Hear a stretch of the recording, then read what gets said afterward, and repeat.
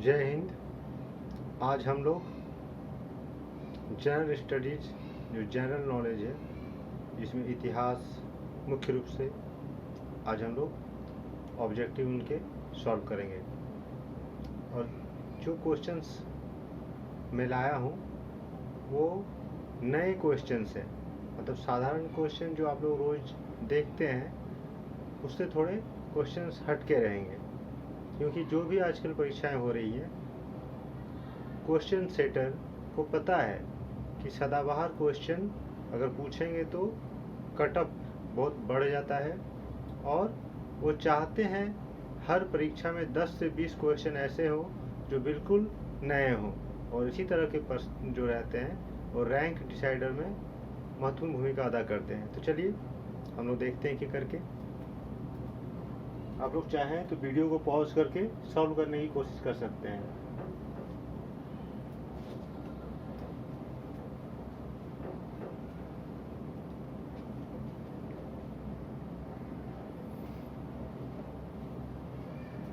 पहला क्वेश्चन है, किस संस्था ने वर्किंग मेंस मिशन एवं वर्किंग मेंस इंस्टीट्यूशन की स्थापना की? किस संस्था ने वर्किंग मेंस मिशन एवं वर्किंग मेंस इंस्टीट्यूशन। आप पूछेंगे कि आपने ये सब इंग्लिश में क्यों लिखा है? देखिए, जब हम कोई क्वेश्चन को पढ़ रहे होते हैं अगर इसका हम हिंदी में ट्रांसलेशन करेंगे तो बहुत जटिल बन जाएगा और आप लोगों को याद रखने में असुविधा होगी। और एक चीज़ याद रखिएगा, इसका हिंदी ट्रांसलेशन कई तरीके से हो सकता है, लेकिन जब भी कोई परीक्षा में क्वेश्चन पूछा जाता है तो लिखा रहता है, देखिएगा कि उसका इंग्लिश वर्जन ही मान्य होगा। तो आप कितने हिंदी वर्जन को याद रखिएगा, इसलिए उसका जो एक्चुअल नाम है इंग्लिश में उसको देख लीजिए आप। इसीलिए मैं चाहता हूँ जो इम्पोर्टेंट वर्ड है वो इंग्लिश में ही लिखा रहे। चलिए सॉल्व कीजिए। सही आंसर है ब्रह्म समाज। वर्किंग मेंस मिशन एवं वर्किंग मेंस इंस्टीट्यूशन की स्थापना किसने की? ब्रह्म समाज ने।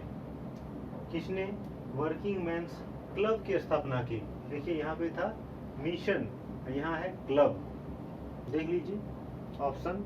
मैं ऑप्शन को नहीं पढ़ूंगा इसलिए कि अगर मैं ऑप्शन पढ़ूंगा तो आप लोग को सही आंसर याद नहीं रहेगा। चारों जो ऑब्जेक्टिव है चारों ऑप्शंस पे आप लोगों का ध्यान बढ़ जाएगा, इसलिए मैं केवल वही आंसर बोलूंगा जो इसका आंसर है। चलिए, शशिपद बनर्जी, इन्होंने वर्किंग मेंस क्लब की स्थापना की थी। बॉम्बे मिल हैंड्स एसोसिएशन की स्थापना किसने की? बॉम्बे मिल हैंड्स एसोसिएशन की स्थापना किसने की? देखिए सही आंसर है एनएम लोखंडे। चलिए नेक्स्ट क्वेश्चन देखते हैं, बॉम्बे मिल हैंड्स डिफेंस एसोसिएशन की स्थापना किसने की? ऑप्शंस यही हैं, जो ऑप्शन क्वेश्चन नंबर 3 में है वही ऑप्शन है 4 के लिए भी।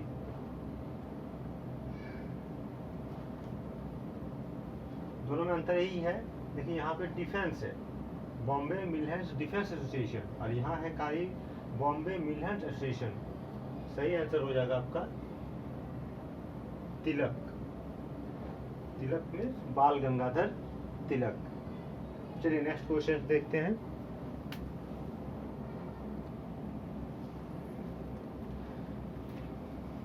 चलिए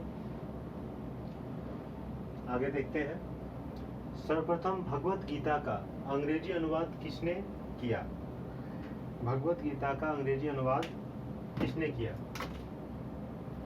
सही आंसर क्या होगा? देखिए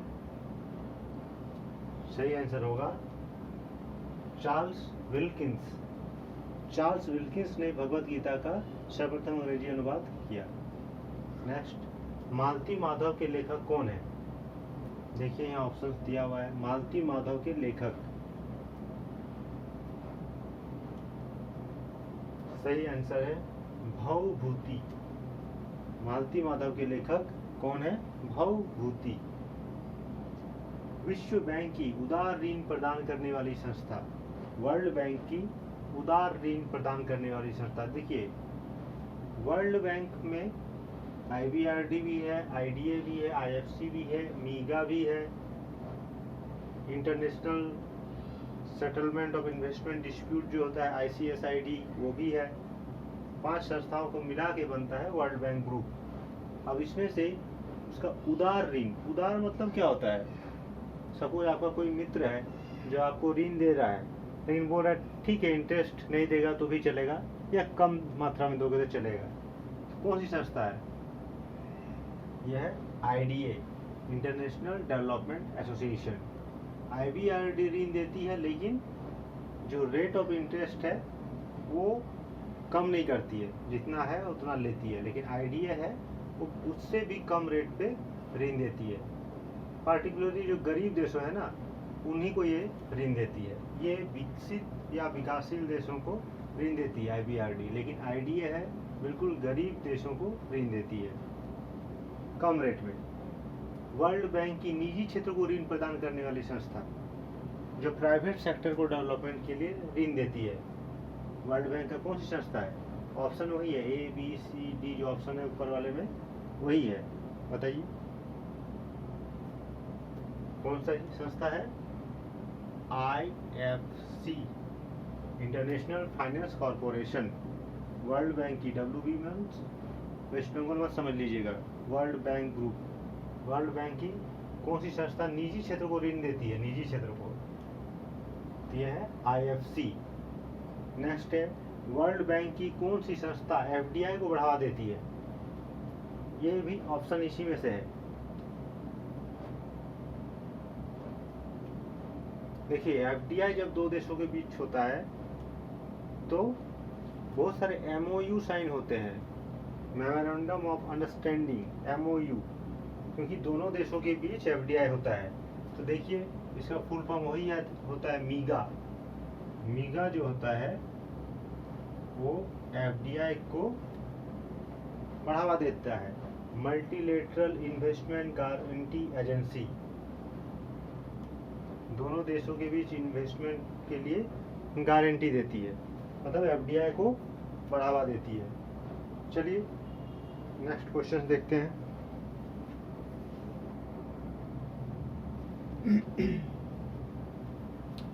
चलिए आगे देखते हैं। किस अनुच्छेद आर्टिकल के तहत दिया हुआ है there shall be a president of India, Bharat में एक राष्ट्रपति होगा? ये टर्म जो दिया हुआ है किस अनुच्छेद के तहत दिया हुआ है? देखिए पॉज करके सॉल्व कीजिए। अनुच्छेद 52 में दिया हुआ है there shall be a president of India, Bharat में एक राष्ट्रपति होगा। फिलॉसफी ऑफ बॉम्ब किसने लिखा? फिलॉसफी ऑफ बॉम्ब,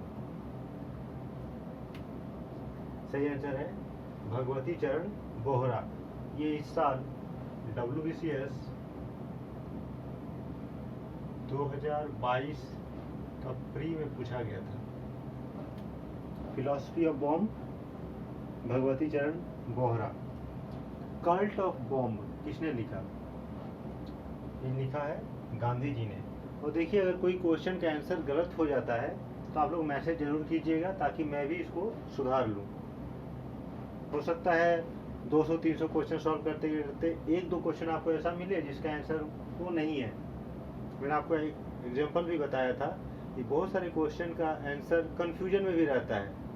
जैसे इंडियन नेशनल आर्मी, इसकी स्थापना किसने की थी? किसी बुक में लिखा रहेगा कैप्टन मोहन सिंह, किसी में लिखा रहेगा आपका नेताजी सुभाष चंद्र बोस। इसी तरह अलग अलग किताब में अलग अलग रहता है। तो अगर कोई कन्फ्यूजन होगा तो आप भेजिएगा, मैसेज कीजिएगा, उसको थोड़ा मैं और रिसर्च कर लूँगा ताकि उसको सुधार किया जा सके।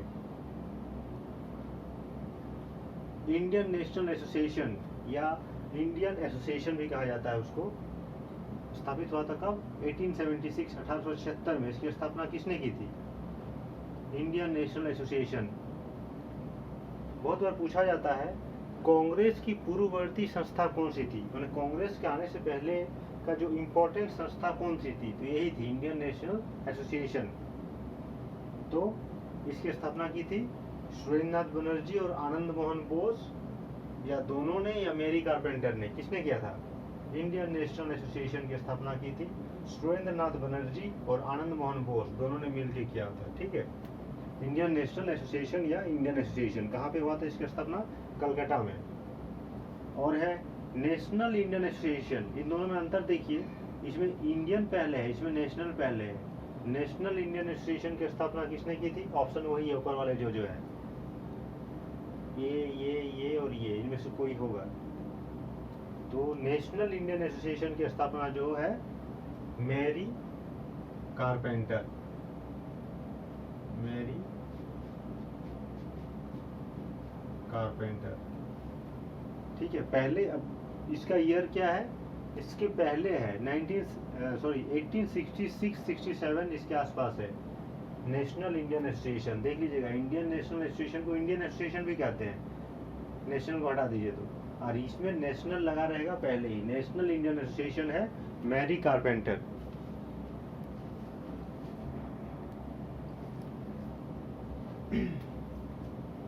चलिए देखते हैं, किसने राममोहन राय की जीवनी लिखी?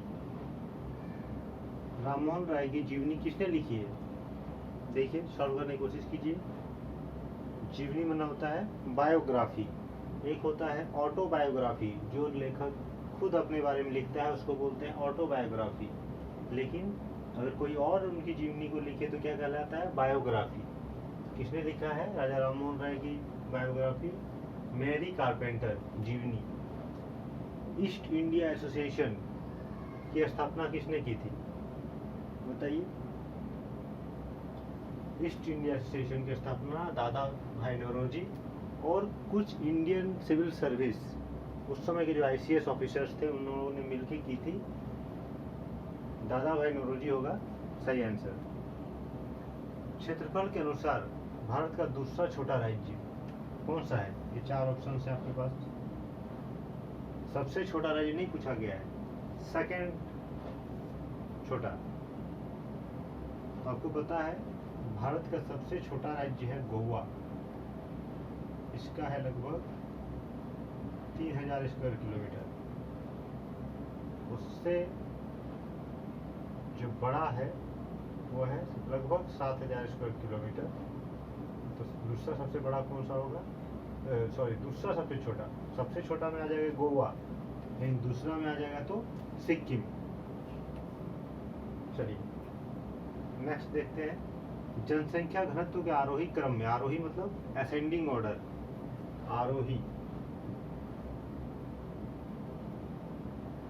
असेंडिंग ऑर्डर, असेंडिंग ऑर्डर मतलब किसको बोलते हैं? 1 2 3 4 इस टाइप से अगर बढ़ता है तो उसको असेंडिंग, इसका उल्टा हो जाएगा तो डिसेंडिंग, जिसको अवरोही क्रम बोलते हैं। यहाँ बढ़ते हुए क्रम में 1 2 3 4 ऐसे, सबसे ज़्यादा जो है सबसे लास्ट में होगा। कौन सा ऑप्शन सही है? सबसे छोटा सबसे पहले होगा, जिसका जनसंख्या घनत्व किसको बोलते हैं? प्रति स्क्वायर किलोमीटर क्षेत्रफल में कितने लोग रहते हैं उसको बोलते हैं जनसंख्या घनत्व। तो बताइए, वीडियो को पॉज करके सॉल्व करने की कोशिश कीजिए। सही आंसर है डी, तमिलनाडु, उससे ज़्यादा है उत्तर प्रदेश, उससे ज़्यादा है वेस्ट बंगाल, और सबसे ज़्यादा जनसंख्या घनत्व तो कहाँ का है?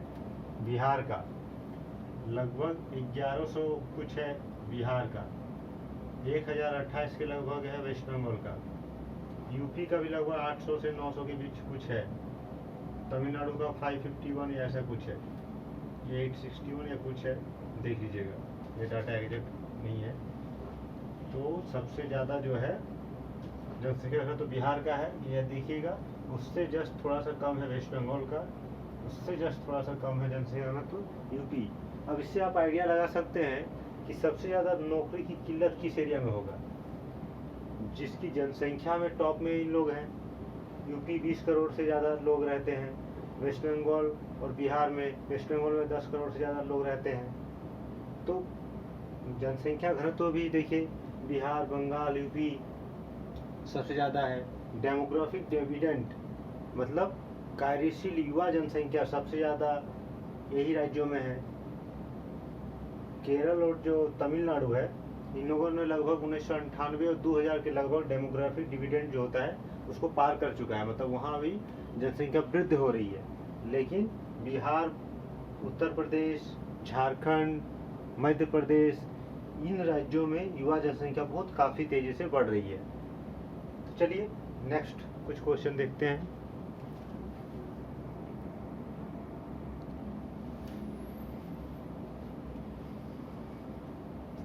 राष्ट्रीय आय, नेशनल इनकम की गणना कौन करती है, बताइए। राष्ट्रीय आय की गणना करती है CSO, सेंट्रल स्टैटिस्टिकल ऑर्गेनाइजेशन। देखिए इसका भी बहुत बड़ा रोल है।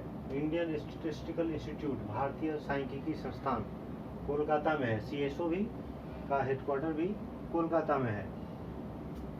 एक्चुअली CSO में जो बड़े बड़े अधिकारी होते हैं उनकी ट्रेनिंग ISI में ही होती है। ISI means Indian statistical institute, Bharat में सांख्यिकी का सबसे बड़ा संस्थान है ISI। तो जितने भी फॉर्मूले होते हैं, जो सर्वे होता है उसके लिए कौन सा फार्मूला लगेगा, वो सब CSO और ISI ही डिसाइड करता है। चलिए नेक्स्ट देखते हैं। अमृतसर शहर की स्थापना किस सिख गुरु ने की थी? अमृतसर शहर की स्थापना,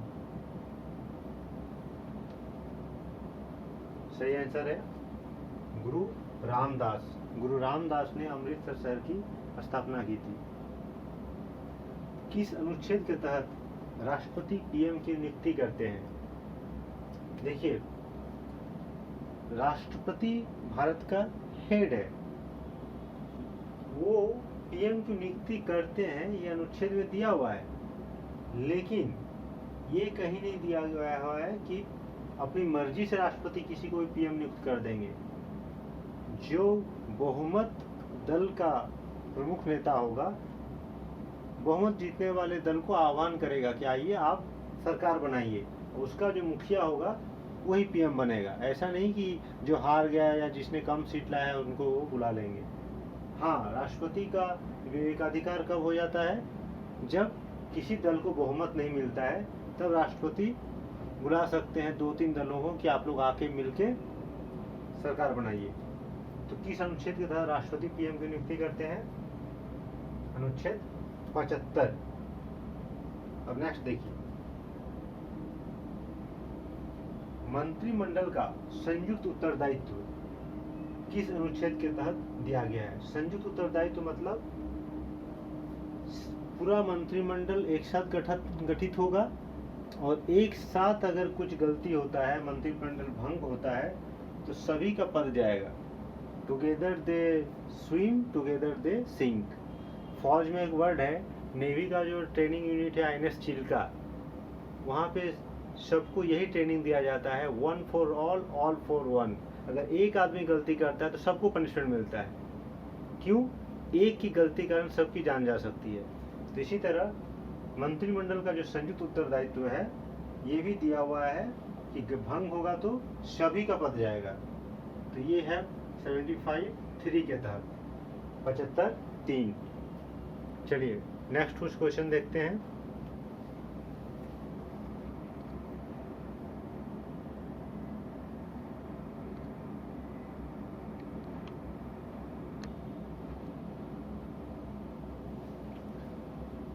चलिए देखते हैं। केंद्र की कार्यपालिका का भाग है। देखिए 3 भाग होते हैं, लेजिस्लेटिव, एग्जीक्यूटिव और न्यायपालिका। विधायिका, कार्यपालिका और न्यायपालिका।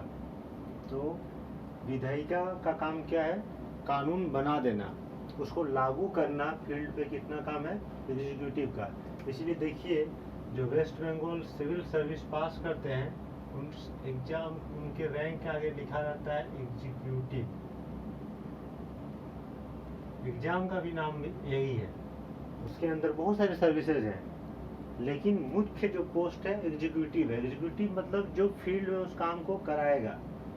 तो केंद्र की कार्यपालिका एग्जीक्यूटिव का भाग कौन है? ये 4 दिए हुए हैं, 1 2 3 4। अब ऑप्शंस यहाँ पे आपको देखना है कि ये है, कि ये है, कि ये है। तो एग्जीक्यूटिव का पार्ट कौन है? ये चारों हैं। राष्ट्रपति, उपराष्ट्रपति, प्रधानमंत्री, अटॉर्नी जनरल, ये चारों हैं। इस तरह राज्य की कार्यपालिका, एग्जीक्यूटिव का हिस्सा कौन है? देखिए 1 2 3 4 4 दिया हुआ है। देखिए कौन सा सही होगा, पॉज करके बनाने की कोशिश कीजिए।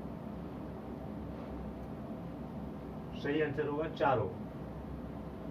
राज्यपाल भी है, सीएम मीन्स चीफ मिनिस्टर भी है, मंत्रिमंडल भी है और एडवोकेट जनरल भी है। जैसे केंद्र में अटॉर्नी जनरल होते हैं, राज्य में एडवोकेट जनरल होते हैं। अब इसमें ये चार तो है ही, इसके साथ ही जो वहाँ का मंत्रिमंडल है केंद्र का, वो भी इसका एग्जीक्यूटिव का पार्ट है। चलिए, ग्लोबल हंगर इंडेक्स 2022 में भारत का स्थान क्या है? भूखमरी सूचकांक, वैश्विक भूखमरी सूचकांक में भारत का स्थान क्या है? एक्चुअली भारत का स्थान काफ़ी नीचे गिर गया है। इसमें 107वें स्थान पे दिखाया गया है, जो पाकिस्तान और श्रीलंका से भी नीचे है। इसलिए भारत सरकार ने इसका आपत्ति भी दर्ज किया है कि ऐसा कैसे आप लोग डाटा निकालते हैं कि हम सबको पता है पाकिस्तान और श्रीलंका इन लोगों का हालात, हमको उनसे भी नीचे रखा हुआ है। तो बहुत सारा मैनिपुलेशन होता है डाटा में। फॉरेस्ट राइट्स एक्ट पारित हुआ था, वनाधिकार कानून, फॉरेस्ट राइट्स एक्ट कौन से साल में पारित हुआ था? सही आंसर है 2006 में। जो वनों में रहते हैं, खास करके आदिवासी जन, वो जो लघु वनोपज होते हैं, लघु वनोपज का मतलब होता है, लघु वनोपज जैसे महुआ गिर रहा है, केंदू पत्ता है, उससे बीड़ी बनाते हैं, महुआ से उन लोग शराब बनाते हैं, महुआ का जो बीज होता है उससे तेल निकाला जाता है, शखुआ का जो बीज होता है, मतलब जो जंगल से तुलसी हो गया, मतलब जंगल में उन लोग का जो छोटे मोटे चीज होता है, उनका जीवन निर्वाह के लिए जो बहुत जरूरी है। कुछ जंगलों में फल हुआ, सूखी लकड़ियां हुआ, तो ये सब लघु वनोपज में आता है। और भी बहुत तरह के फल पाए जाते हैं जंगलों में, तो वो उनको वो अधिकार प्राप्त हुआ कि हाँ उनका वो करेक्शन कर सकते हैं। तो ये हो गया 2006 में लागू हुआ है। चलिए नेक्स्ट क्वेश्चन देखते हैं कुछ।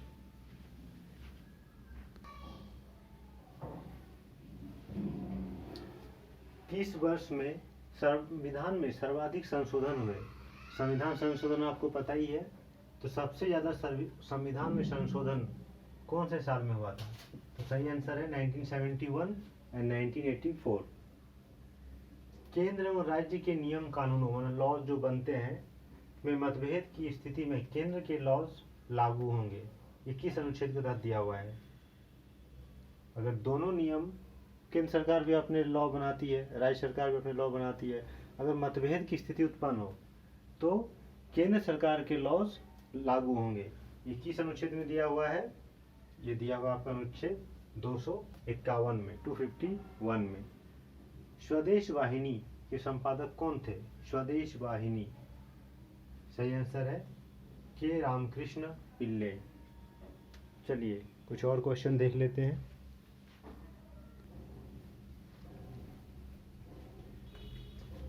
यूएनएफएफ का मुख्यालय कहाँ है? United Nations Forum on Forest. इसका मुख्यालय कहाँ है? न्यूयॉर्क में है, United Nations Forum on Forest. UNFF, United Nation Forum on Forest की स्थापना किस संस्था ने की थी? इसकी स्थापना की थी इकोसॉक, इकोनॉमिक एंड सोशल काउंसिल ने की थी। चलिए नेक्स्ट, अलकनंदा एवं भागीरथी जो रिवर्स है, ये कहाँ पे मिलती है? अलकनंदा और भागीरथी याद करके आप रख सकते हैं। ए और बी कहाँ मिलती है? देवप्रयाग में। ए और बी के बाद सी छोड़ के डी जो होता है वो है देवप्रयाग। तो अलकनंदा और भागीरथी कहाँ मिलती है? देवप्रयाग, डी से। अलकनंदा का ए और भागीरथी का बी, सी छोड़ के डी हो जाएगा इसका आंसर। स्यादवाद सिद्धांत है, किस सिद्धांत का ये दर्शन है? स्यादवाद, यह है जैन धर्म का। चलिए कुछ और क्वेश्चन देख लेते हैं, फिर आज का क्लास ख़त्म करते हैं।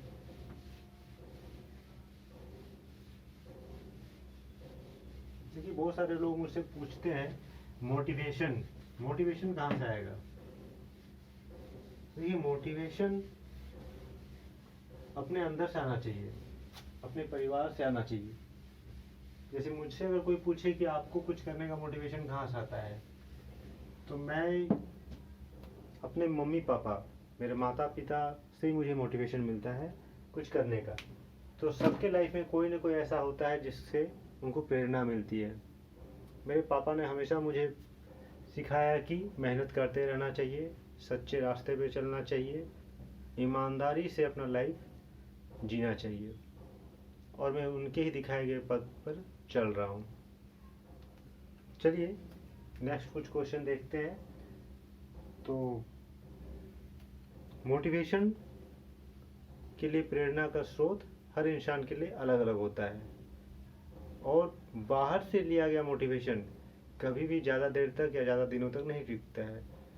जो सेल्फ मोटिवेटेड रहता है उसको मोटिवेशन करने की बार बार ज़रूरत नहीं